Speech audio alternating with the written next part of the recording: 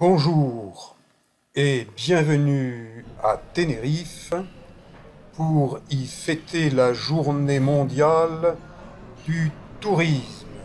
Et voilà la décoration proposée par l'hôtel Riu Garoe.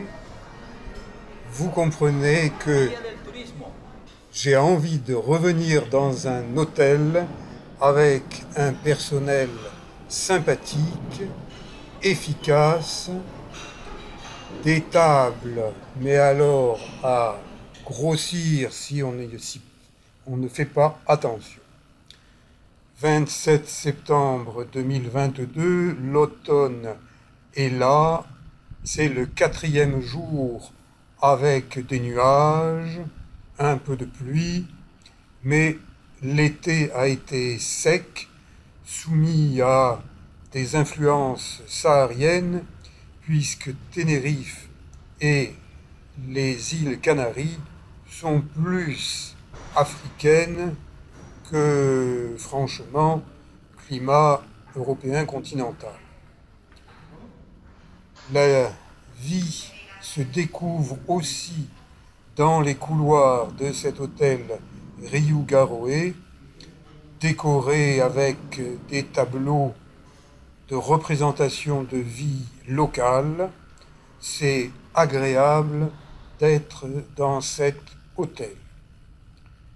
Végétation des climats chauds.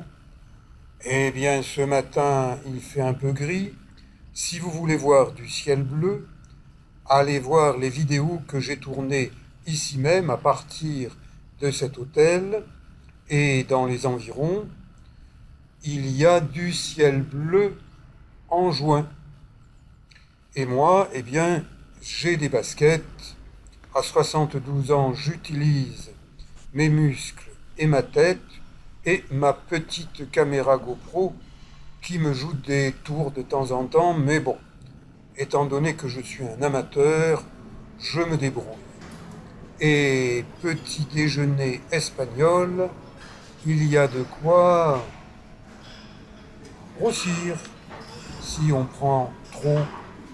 Donc, je petit déjeune en réfléchissant.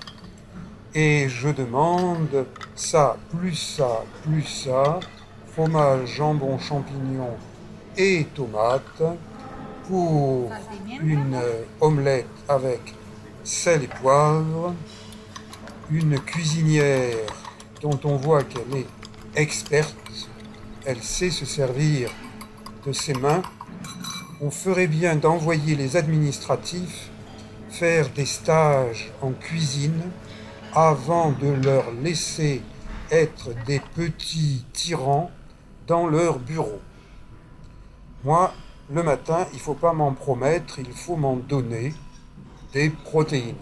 Les protéines, c'est bon pour l'activité musculaire.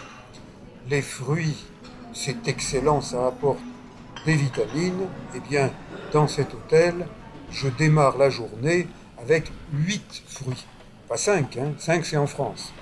8 c'est pour l'Espagne.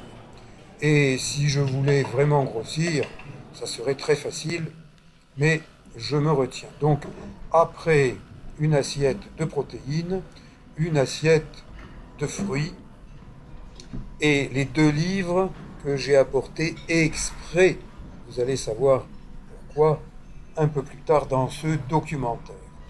Je regarde par les baies vitrées, beau paysage, les nuages, un bout de ciel bleu.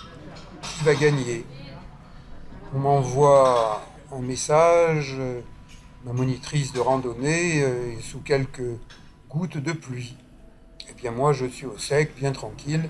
C'est ma journée de repos car hier j'ai suffisamment marché et à 72 ans j'alterne.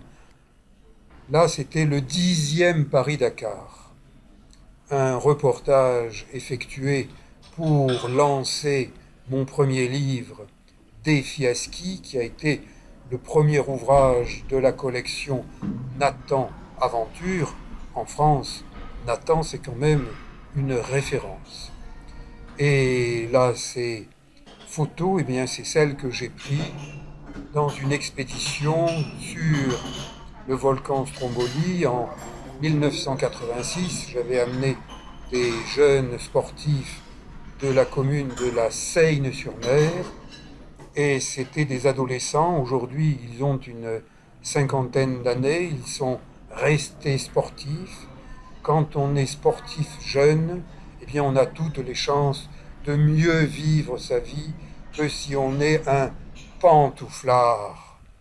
Et là, ce 26, la veille, j'ai tenté d'entrer dans le bâtiment du parc national du Teide.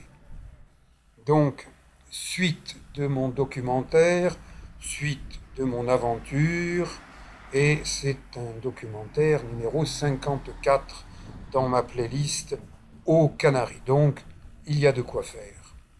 Direction du parc national du Teide. C'est sur les hauteurs de Puerto de la Cruz.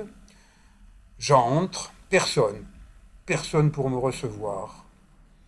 Réception vide, un beau diplôme de l'UNESCO.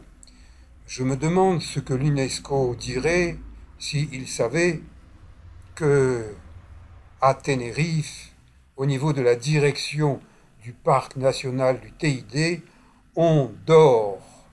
On dort parce qu'on a donné les clés de ces bureaux à des glandouilleurs informatisés.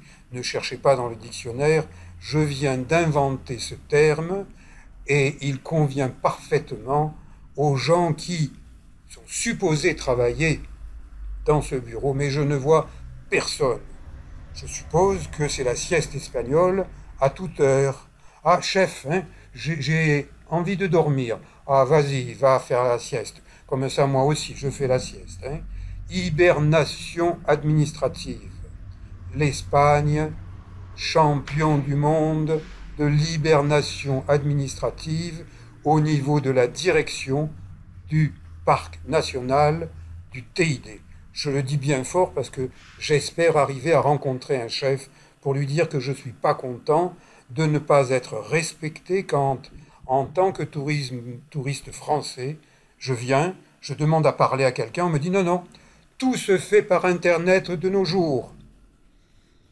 Eh bien, carte en papier, bureau en papier, je suis profondément déçu par la direction du parc national du Teide et j'espère que je vais vous en reparler rapidement en leur secouant un peu les puces. Merci.